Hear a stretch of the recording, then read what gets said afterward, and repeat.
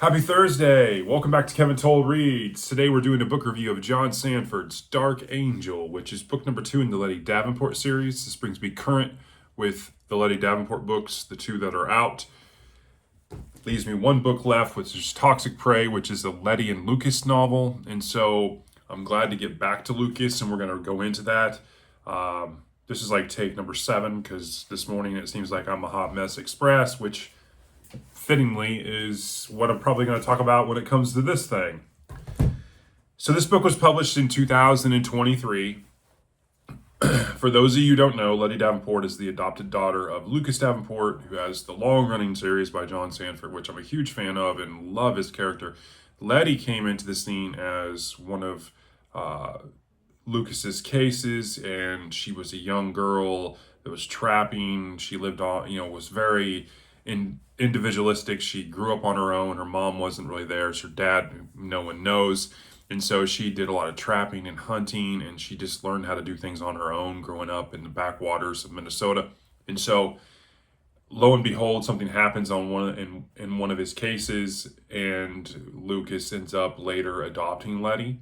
And so we've got to see Letty kind of grow up a little bit through kind of a spyglass in some of these other Lucas Davenport novels. So when I saw that she was getting her own just dues when it comes to novels, I was really, really excited because I think Letty's an awesome character. But I gotta be honest, The Investigator, which was the previous book I read, it left me wanting more. And so when I started this book, and I think I said this earlier this week, I thought the beginning was really, really good. And so I was really hopeful this was going to be a return to form for Sandford, in that he was going to do right by Letty Davenport, in my opinion. And so let's get into this, because I've got a lot to say. So the sum of this plot of this book really is around the CIA and the NSA. And it happens to be around them wanting to infiltrate a hacker group that has Russia ties to the upcoming conflict with Russia and Ukraine. So it definitely timestamps itself along those lines, talking about Putin and other things. Not that it's heavy political, but it definitely was playing homage to that time period, and definitely has indirect ties to it. You have Russian operatives, and you have undercover hackers, and the NSA and CIA basically want Letty to go in undercover with a gentleman who works a desk at the NSA, and as a couple hackers and his girlfriend, and infiltrate this group called Ordinary People, so they can find out what they're doing, because they think they're stopping trains in Russia and try to disrupt what's going on there and causing conflict. And so that's the premise of the book. John Kaiser, who was the operative that Letty found that Letty dealt with in The Investigator, he doesn't really play much of a role until the end, but I was glad to see him come back. So that was one of the things I liked. So let's talk about some other things I liked, and nothing really spoiler here, honestly. It starts out great, and then it kind of fizzles out for me. I thought the beginning was really solid. We get to see Letty talking about possibly joining this kind of like all-female gun club where they talk guns, and most of the females are either working for the NSA or the CIA or were operatives and such, and it's kind of very discreet, and it's ultra inclusive, and it's invitation only type thing, and so she's starting to get cachet and reputation with herself, and so I thought that was a really cool start to the book.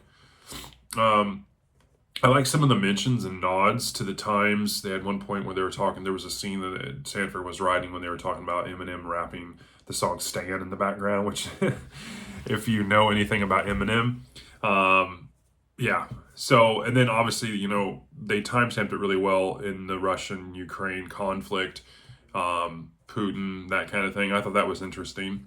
It doesn't get into politics or anything like that. It kind of ties into the story. So again, I mentioned John Kaiser coming back at the end. I thought that was great. I really like his character. He's kind of just a big brother to her. And so I thought that was really good. I I like the fact that Letty's getting to do interesting assignments, going undercover, doing the things that she's doing, because she definitely has that. She has Lucas's kind of mindset. She's a manipulator, a puzzle solver. She likes to get out there and be in the front lines. So I thought that was really, really cool. In terms of dislikes, I mean, I I just think that how Sandford's writing it, I'm not completely I'm not completely sold that Sandford's writing this, and I hate to say that because I love Sandford. Sandford's one of my top authors, and but this just seems, I don't know if he's just struggling with Letty's voice in these books, but I felt like she's so crass. I know she's came up from a hard life. She lived the life. She was affluent with Lucas. Obviously, Lucas has money, so does Weather. She worked hard. She's not spoiled by it and are entitled now, but I don't know if he's just overcompensating. Like, she's just too rough. And so maybe that's what his intentions are. He's going to start that way, and then he's going to soft her down, but keep her kind of that edge on her. We'll see. I don't know if he's just trying to paint this picture that she's so much like Lucas. I don't know, but I really struggle with it. The conversations feel really weird too. Like, she's really struggling with the dynamics of relationships.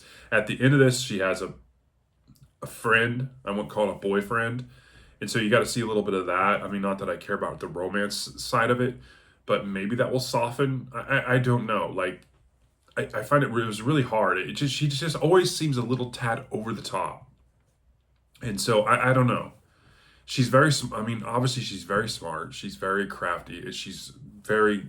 I mean, she's very good with guns. She's knows how to manipulate people, social engineer. Like, she has all these skill sets that lend itself to great stories. I just feel like it's just heavy-handed with the character, and it's a little fumbled.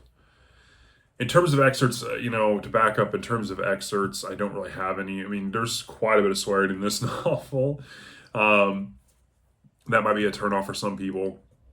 I mean, overall, I've got one more entry to catch up on all of the Lucas Sandford stuff, which is Toxic Prey, which, again, is the crossover with Letty and Lucas.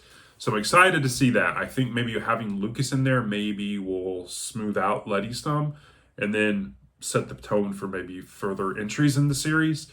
We shall see. I really was kind of turned off by this. Again, I think this started really, really good, and I was really excited to see where this was going to go. And it was an interesting story. Don't get me wrong. It was decent. I just wanted more. Like, I think I'm just so hyped up for Letty as a character that I end up wanting more from it. So, all in all, that's my review. In terms of rating, I give this a 3.9, which is being, I think, a tad generous, honestly. I think I rated an Investigator a 3.9. I don't think this is worse than Investigator.